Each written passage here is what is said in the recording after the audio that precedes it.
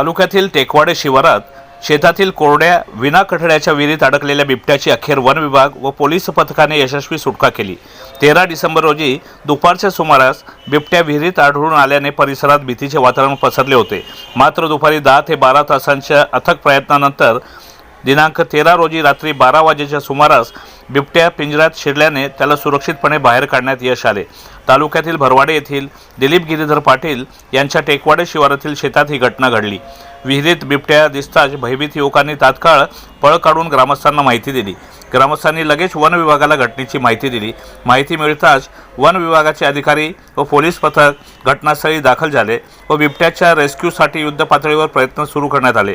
अखेर संयम, दक्षता आणि तांत्रिक पद्धतीने राबविण्यात आलेल्या रेस्क्यू ऑपरेशनमुळे बिबट्यास पिंजऱ्यात पकडण्यात यश आले।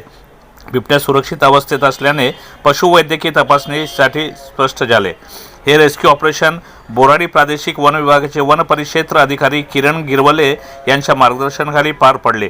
यामध्ये पशुवैद्यकीय अधिकारी डॉक्टर कुलदीप भामरे, वन्यजीव अभ्यासक योगेश वारुडे, प्राणीमित्र योगेश मोरे, वनपाल कपिल पाटील, वनरक्षक शंकर पावरा, तापीराम पावरा, अमित काशोदे, ज्ञानेश्वर सिरसाट, पोलीस पाटील भरवाडे, शिरपूर शहर पोलीस ठाण्याचे पोलीस शिपाई अनिल जाधव, सतीश भामरे, दिनेश पावरा, सुरेश पावरा, बन्सीलाल पावरा, वाहन चालक सचिन इशी तसेच भरवाडे येथील ग्रामस्थांची मोलाची मदत केली।